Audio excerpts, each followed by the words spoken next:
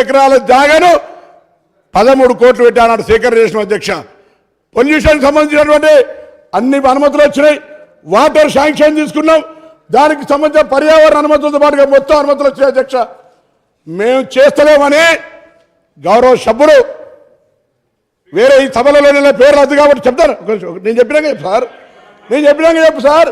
నేను గౌరవ సభ్యులు మిగతా లేని వాళ్ళ పేరు తీసుకోవద్దు కానీ నేను తీసుకుంటలేను. వాళ్ళు మా పిండ ప్రదానం చేసిన అధ్యక్ష అన్నాడు. నేను బతికున్నటువంటి పార్లమెంట్ సభ్యుడిని ఆ ప్రాజెక్ట్ ఎందుకు చేస్తలేరని మా పిండ ప్రదానం చేశారు.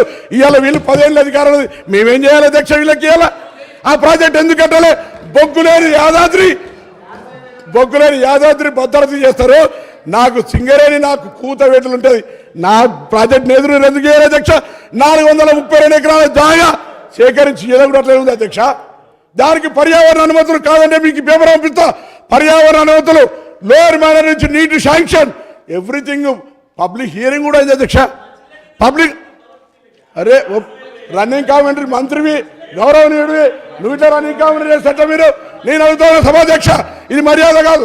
నేను అడుగుతాను నాకు బిడ్డగా నా పిండ ప్రయాణం చేసిరు. ఇవాళ బతుకున్నాను పిండ ప్రయాణం చేస్తాం. వీళ్ళు వాళ్ళని ఏం చేయాలి అధ్యక్ష?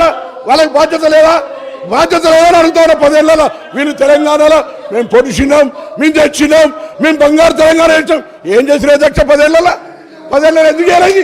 10 కరీంనగర్ జిల్లా ప్రజలకు ఆనాడు నాకంటే ముందు పార్లమెంట్ సభ్యులు గౌరవ చంద్రశేఖరరావు గారు తెలంగాణ ఉద్యమాన్ని తెలంగాణ నినాదాన్ని కాపాడుకోవడానికి ఉప ఎన్నికల్లో మళ్ళీ గెలిపిస్తే నా చర్మం వెలిచి చెప్పులు కుట్టిస్తాను. ఈ ప్రాజెక్టు చేయవా అధికారంలోకి వచ్చినాక? నీ బాధ్యత లేదా? నా పిండ ప్రదానం చేసిన దాంట్లో ఈ శాసనసభ్యులు ఉన్నారే, ఇలా మీ బాధ్యత లేదా? ఇలా మీరు మాట్లాడుతాను అధ్యక్ష. నా ప్రాజెక్టుకి సంబంధించి ఎందుకు చేయలేదో కూడా జవాబు చెప్పాల్సిన అవసరం నా జిల్లా ప్రజలకు వీళ్ళకి ఉందనే మాట మనం చెప్తాను.